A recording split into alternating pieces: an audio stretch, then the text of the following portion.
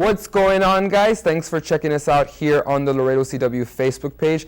I'm Joey Aranda from the Laredo CW. Now, as you guys may already know from watching The Scoop, we like to profile people on this very medium to show you about how they're doing great things for Laredo.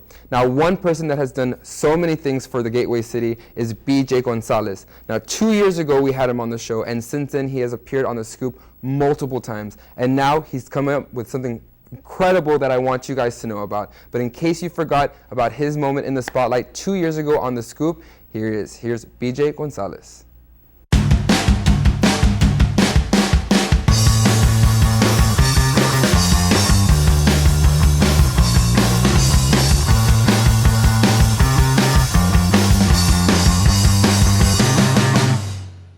Thinking outside the box is very big, and it's very hard being from living here, and it's hard to think outside the box. I mean, it's a challenge in this town because it's a ranch. It used to be a ranch, and now we have an arena, and we brought Lil Wayne, which is the #1 artist. Global Groove has brought Tiesto. I mean, that's huge for a city. We're not a little town anymore. It's just, I think, we're a big town with a small town mentality still, and I think the future lies within the age group of 18 to 22 right now. That's the future, and that's what's going to evolve this town.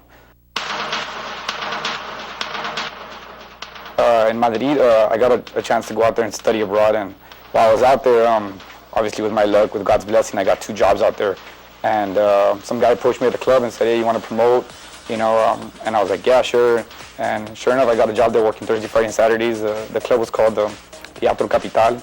It was about 8 stories, huge. Capacity was about 7,000 people. I mean, you had a DJ on every floor. It was just, I don't know, it's like a promoter's dream or someone's, like me, it was my Disneyland. The experience I gained overseas is what I try to recruit here in Laredo. My guys are prepared to leave and play out of town. That's what I'm trying to do to them. I'm trying to evolve Laredo DJs to go to San Diego.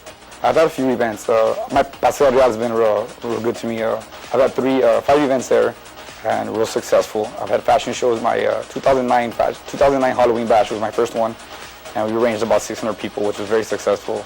And then I followed that with another event at Paseo Real in 2010, which we got about 800 people. We actually received the 2010 non-event concert of the year, event of the year for Que Pasa last year, so that was a big plus for me and my team. What can I say? It's just not. It's AIM Limelight. If I wanted to be stingy, I would say it's BJ Entertainment, but it's not. It's AIM Limelight. It's a group of people that are willing to move. Willing to move forward and evolve the town. Like my quote is, Laredo's 19 is developing. Be a part of it. Don't run away from it. Be a part of it. Like be a part of the evolving. Some people don't like change. I love change. People say go left, I go right. I start my own road. If I see a road that's perfect, why not start our own road here? Because people are so used to going the same road. It's important for the city. I mean, different is a big part of this, of what we're trying to do in Laredo. Back when the arena was built, I was like, wow, Laredo's moving forward. And that's something else that I'm waiting for the city to do something with downtown. My office is located downtown. I'm still waiting for Laredo's downtown to develop. I literally am calling out to downtown, what are we gonna do with it? It's there, it's ready for nightlife, the square's there, the theater's there, McAllen's doing it. Everyone coming from Mexico is going to San Antonio or McAllen. They're not stopping in Laredo. We have a huge River Drive Mall, it's just there, why don't we do something with it? Why don't we have that place used as a convention center? Why is Laredo taking so long? And when I see Laredo, I think everybody knows who I'm talking about. That's why I think that's the problem. We need new faces, we need new people running, we need young people doing things. Because if nothing changes at the top, it's going to be a circle. I'm 30 years old. I may not have the money to do it, but I have the ideas. And I know there's a group of us. There's a group of us that we want to do it, but it starts at the top. And who are they? We all know. I say anybody should try to take that next step. Risk it. Don't try to be like what your mom and dad is. Why not be a broadcaster for sports? Why not start your own entertainment channel like CW? Why not take that risk? It's like they say you can't steal second with your foot on first. I barely graduated high school and I went and I drove a nuclear submarine. I had an expired driver's license when I left Texas, and the United States government gave me the keys, not the keys, but the green light to drive a nuclear submarine underwater. That just says sky's the limit. It's always the limit. All right, now, as you just saw, that was BJ 2 years ago, and now he's back with us to tell us what's going on now. You have a big announcement that you want everybody on our Facebook page to hear about. Yeah, I'm leaving in 3 weeks. I got a job to be the road marketing merchandise manager for Jeff Dunham. He's a comedian, real big guy, real popular. He's traveling North America, all over the place. Jeff Dunham won Last Comic Standing on NBC about 2 years ago, Yeah. and now Laredo's very own BJ, who you might know from AM Limelight Productions, is actually going to be the road manager, going to travel all over the country and possibly the world. Yeah, possibly the world. I already got my passport. We'll be in Canada in a couple of months, and then hopefully Europe, and a couple of cruise line comedy cruises. And Just a nice little vacation and no big deal. Now, looking back at what we just saw, you were talking about how to make Laredo bigger than it is and better than it is. It's been 2 years since that aired on The Scoop. Tell us about what's happened from then till now. 2012 was really a rough year for me. I'm not gonna lie. Personal and business-wise, it was rough. All around, it was everything I did. It was like fail. But I learned from it. Like Oil Music Festival. People can look at it like, oh, you did it, and I did do it, but I'm harder on myself. Obviously, it wasn't as successful as I wanted it to financially. But did I learn from it? Yes. No one could have taught me what I learned from that failure. It's like Michael Jordan says, you wouldn't be as successful if you wouldn't have failed. But you learn from that. You learn from your failures. My Halloween massacre, it was an uncontrollable, night. I had nothing to do with how it went. But at the time, of course, I get the blame. I get the heat. But that's fine. That's part of the business. That's why when you do good, you get the fame. When you don't, you're the guy to look at. But there was more behind it, and I do apologize for that event on my behalf. But I already took care of it, and obviously there's legal stuff that I can't really go into detail about it. But like I said, anybody who's ever been to my Halloween massacres, it's never been that way. Never. And I promise this year will be bigger and better, and we'll probably take it back to Pastel Real. The guys, AM Limelight crew, still intact. But yeah, 2012 was, it was really rough. I'm not gonna lie, it was a rough year, and I learned from it. And like I said, with God's blessing, January 2013 came and boom, I got a knock on the door. Not a knock on the door, but I got a phone call. And you said it was a process that went from January 13 to literally like a week ago, and you got the call saying, hey, you know what, you actually got hired. It went off, like he started telling me about what was going on, my next flight, where they're going to fly me out, and I had to stop him. And I was like, wait, does that mean I had the job? And he was like, yeah, you got the job. And I was like, it was like a 5-year-old on Santa Claus Christmas morning, no one was there to witness it, thank God. But I was running everywhere yelling, probably. It's like a dream of mine. It's a dream of mine. When we had you on the show the very first time, now you've been on the show a couple times since then, but that very first time, I think I'd met you the first time. I think that was the first time I ever met you. And just the way you were talking was just saying how you wanted to do something bigger than yourself and just something for Laredo. Now, a lot of people might, we're from a small town that might talk against you or talk for you, but at the same time, you were talking earlier about the Oil Music Festival that maybe not have done well financially.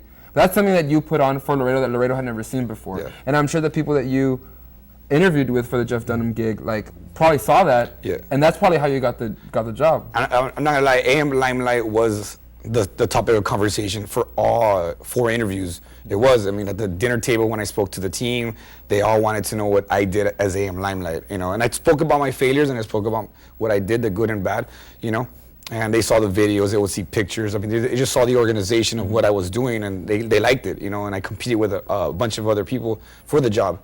But it's a humbling experience that they want a guy from Laredo, Texas. Who said, like I said in the past segment, sky's the limit, Exactly. You can go as reach as guys.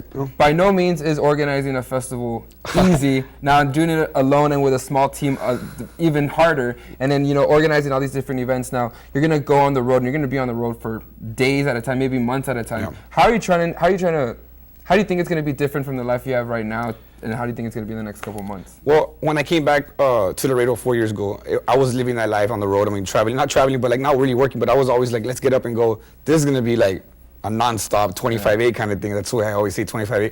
It's going to be like 2 in the morning, shut down the arena, go to the next one. Next city, 8 cities, 8 days. That's the way it's going to be, living on a bus.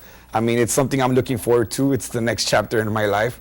And I'm really excited about it. It's just, like I said, you can dream it, you can do it. And now you said that when you posted the announcement, because you didn't want to jinx it, so you waited quite a bit before the first interview till now that you said you got it. Now you said you got a lot of love on Facebook from people that are congratulating you for this. Yeah, I did. I appreciated all the likes, all the comments, all the text messages. I mean, I had people that were not even in Laredo calling me, like, you know, from New York, friends that I was in the Navy with, people from LA that were like, yo, we got congratulations, you know, like Playing Skills manager Brad, you know, he's a Grammy Award winning manager, he called me, you know, like Chingo called me, like it was just like, I was like, wow, like I'm humbled by it because, you know, it's cool, it feels cool, you know. And you know, you're talking about like how you might have had some failures, but you actually learned from it. I was telling you earlier, you know, all of this happens for a reason. Everything happens for a reason. Imagine if oil would have been this hugest success ever, and then your past part, and you would have gotten contracts, and you would have had to, you know, you would have been not so much stuck in Laredo because that's not a bad thing, but you know, you probably would have never even had this opportunity to begin with. No, I probably would have. I probably would have been in another road.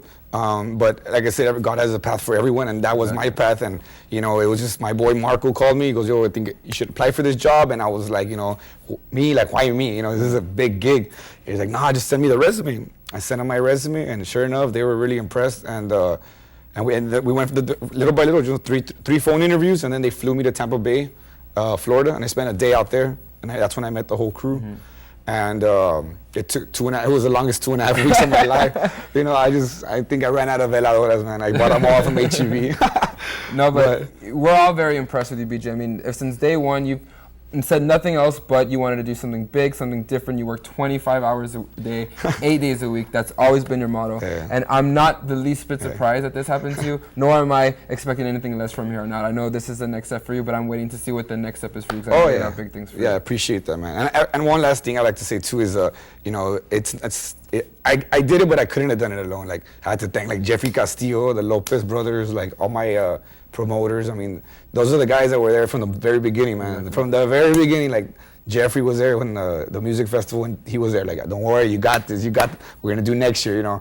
And Jeffrey's been with me since day one. Lima Sol, first event, Ugly Christmas Sweater Party. Lima Sol, dropping names. That's like a throwback right there. I gotta thank him, Jeffrey, and the Lopez, like Danny, Chris, and Tony, man. Those guys have been there from the Pulga days when we were at Santa Fe. Like, we did promotion at the Pulga, and we had Sundays going with bandas and selling tacos and, you know, mini people wrestling, midget wrestling. It was, I mean, luchadores. I mean, I did it all, and I tried to do it all because I enjoy what I do, man. I enjoy my job, and I like seeing people smile and have a good time. Exactly. So if you hear anything else from this, is that you have to start somewhere, and not only that, but anything is possible so long as you put your work, and you have a support behind you as well. Well, BJ, I am so incredibly proud of you, bro, and I know everyone that's going to be watching this is going to say the exact same thing. And guys, check BJ out on Facebook. Do you also have a Twitter? Yeah, I have a Twitter. It's They Call Me BEA. DAYCALLMEBEEYAY on Twitter. Type that out for Twitter. Check him out. He's going to be all over the road. Check out Jeff Dunham if you don't know who he is. He's a comedian. He's a ventriloquist. He's super funny. And now you have someone in Laredo that's going to be part of his entourage, working really, really hard to make Laredo proud. And who knows, maybe in a couple of years we'll see you doing something else better, man. I hope so. With God's blessing. All right. Congratulations again, Thanks, BJ. man. Thanks, Joey. Appreciate it, man. Now check us out here on the Laredo CW Facebook page every week, as we'll be posting people like BJ himself and other people in Laredo, from Laredo, that are doing great things. And again, you can always check us out on CW Laredo Facebook page. We'll have a Twitter coming up pretty soon. And till next time, this is BJ and I'm Joey. Have a great week, everyone.